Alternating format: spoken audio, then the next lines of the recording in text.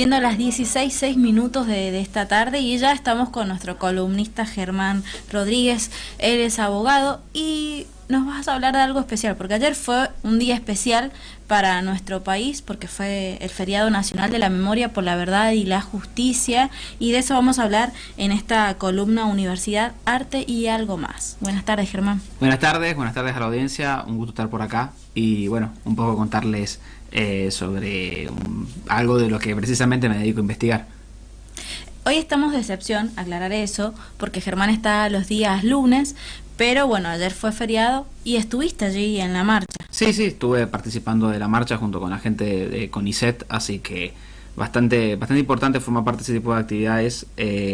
No es un día lindo, tipo, no es como así lindo, pero es bueno encontrarse en las calles, es bueno encontrarse con gente que identifique estas causas y me parece valioso tener en cuenta, y bueno, precisamente de lo que me dedico, que es el derecho, que es el arte, también ver cómo dialogan esas realidades con los contextos que nos toca vivir y con los contextos que nos ha tocado vivir, que muchas veces el arte termina siendo a veces un espejo distorsionado, a veces un espejo anticipatorio y en otras ocasiones un espejo de resistencia o de supervivencia a las historias de nuestra historia propiamente dicho. Traer a la memoria lo que sucedió, bueno, en aquellos tiempos, sabemos que fue tiempos de dictadura, que hoy no lo vivimos, que estamos en democracia, pero que es importante recordar lo que pasó. Absolutamente, y sobre todo recordar que para mí es importante tener en cuenta que no fue de la nada. Me parece tan valioso como hablar del cine, del arte, de la literatura de época, como también la anticipatoria, ¿no? Ya en el 57 podíamos ver obras como Operación Masacre, o incluso dentro de la ficción, como lo que es el Increíble Soleres y Tumbas de Sabato, que para mí ya hablaban de cuestiones de exclusión de los sectores populares, de resistencias culturales, de los ámbitos de militancia y también de las persecuciones a la militancia, a la participación. Precisamente el autor de Rodolfo Walsh es luego desaparecido tras su carta abierta a la Junta Militar durante la dictadura. Me parece importante mencionar que, bueno, incluso en 74 salen películas como La Tregua, salen películas como La Patagonia Rebelde,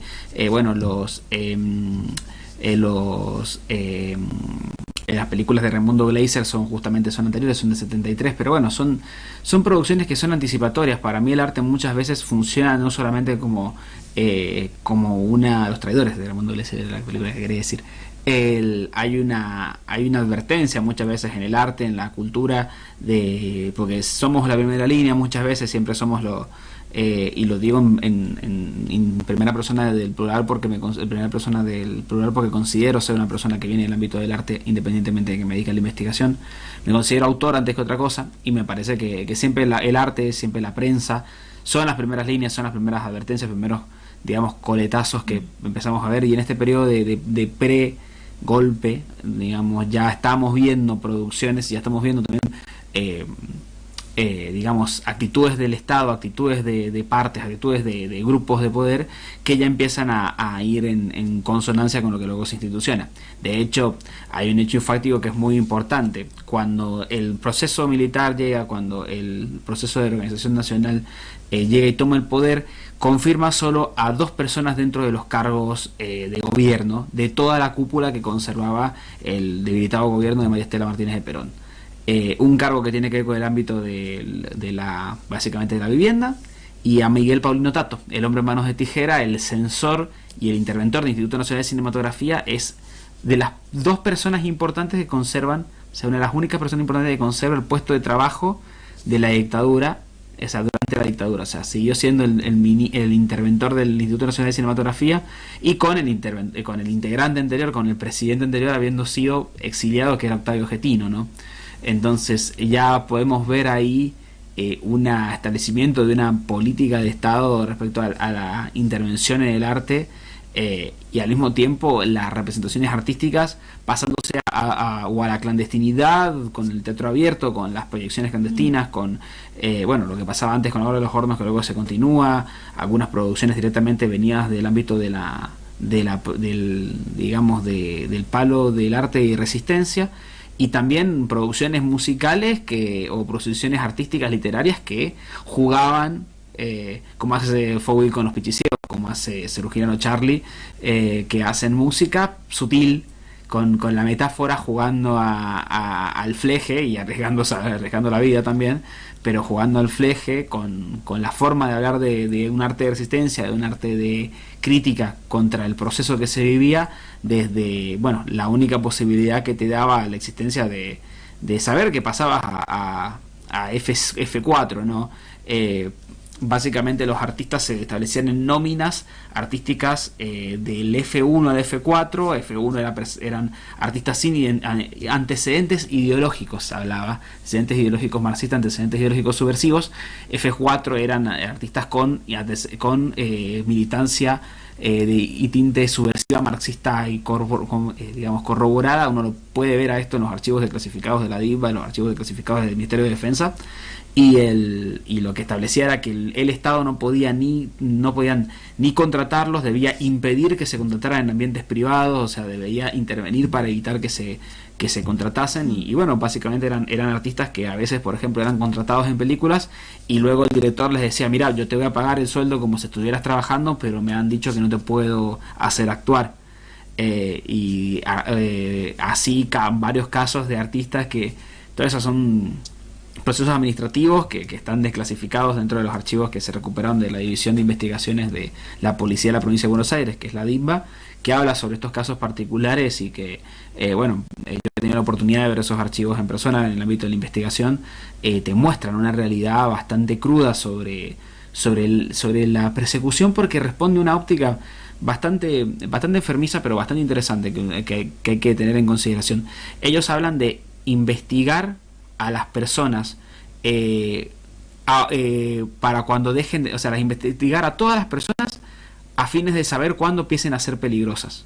O sea, el estado de vigilancia absoluto. Cuando empiecen a pensar también, ¿no? Porque eso también era algo importante, porque esta columna tiene como nombre Universidad y Arte, y cuán importante era para aquellos dictadores la universidad. Precisamente, bueno, dice, acá tenés las armas, le dice el director de la editorial de la Universidad de Buenos Aires a los interventores cuando llegan, que le dice: ¿dónde están las armas? En la biblioteca, le responde él. Obviamente que no entendiendo la ironía, entran a la biblioteca y empiezan a revolear los libros intentando encontrar armas, porque claro, a ellos habían llegado a la universidad a intervenirla bajo la premisa de: acá hay armas. De hecho, pegando cerca tal vez, pero hablando sobre una realidad de la provincia, el interventor de esta universidad llega al lugar diciendo que venía a retirar las piezas cariadas que habían venido en riesgo en la institucionalidad de la universidad, porque a quien nombran interventor es a un odontólogo. Entonces es eso, y es la óptica de una guerra total, de un refrito, y odio muchas veces decirlo en voz alta porque rima muchas veces con la actualidad. O sea, no es lo mismo, ojo, no estoy diciendo que estemos en un proceso dictatorial. Por suerte no, por suerte democracia, por suerte tengo derecho al acceso a la prensa, puedo decir esto en un micrófono, pero también puedo decir que el discurso que se continúa muchas veces contra los ámbitos artísticos rima mucho con el discurso de la óptica que se establecía en esa época, ¿no? Y hablábamos era el discurso, podemos trazar un paralelismo entre el discurso que existía con respecto a la subversión, al arte disolvente, y hablar de cómo se habla de otras ópticas, como esto de la batalla cultural o el marxismo cultural que se intenta instalar muchas veces desde ciertos ámbitos de poder.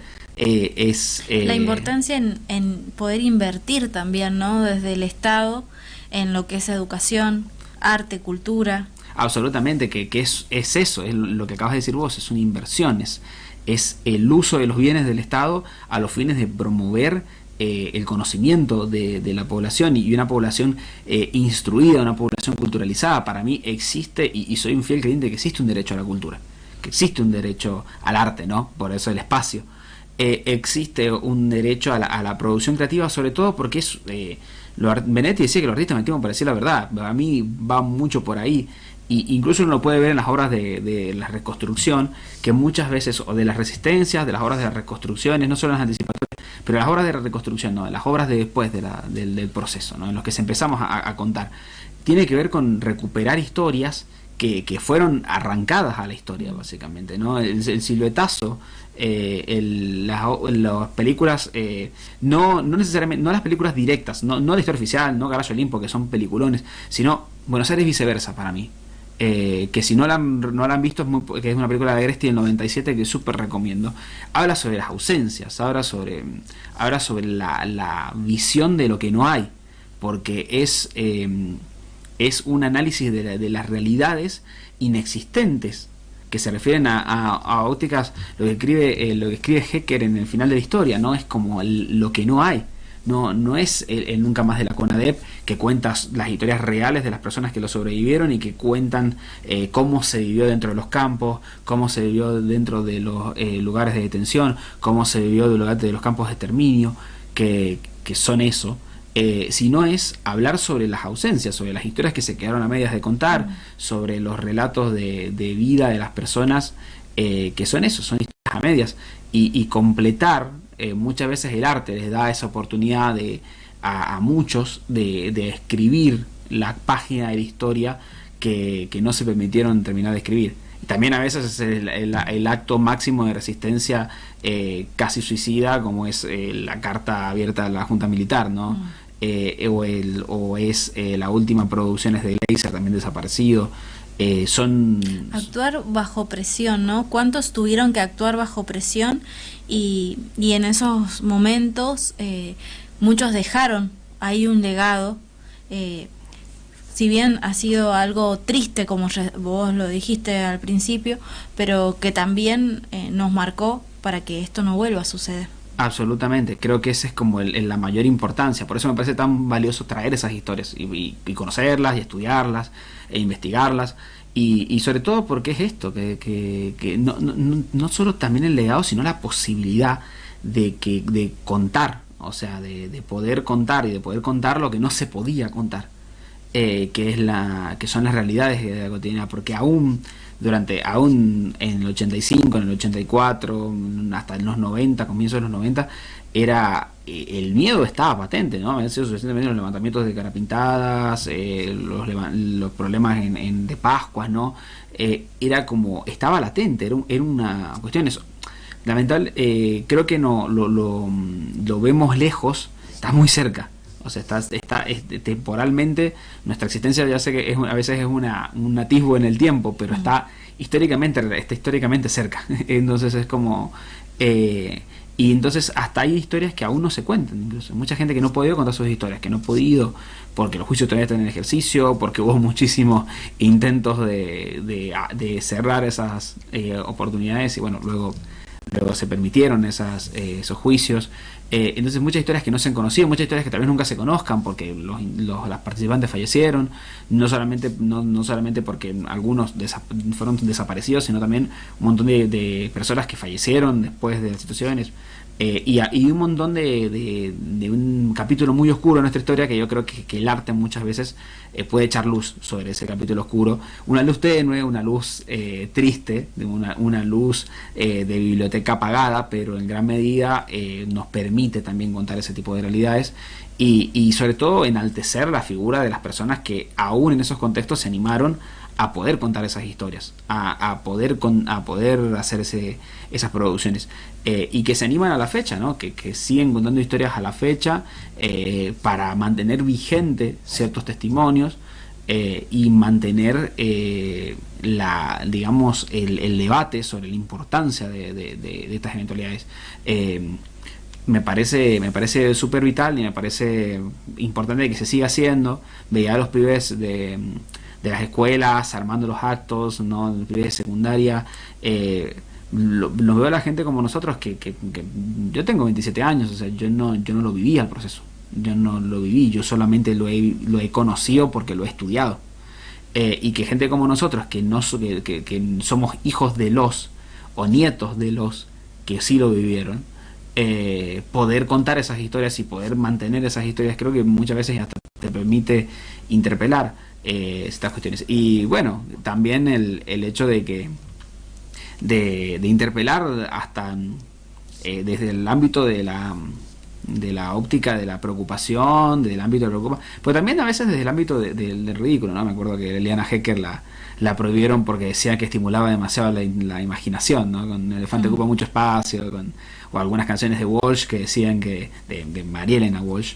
que decían que eran peligrosas para los niños porque ponían en riesgo la lealtad a las causas, básicamente, y era como, bueno, ese tipo de cuestiones retomar, y repito, rima, ¿no? Hace unos meses se prohibió una canción de Canticuénticos, rima, y esas rimas traerlas a colación precisamente.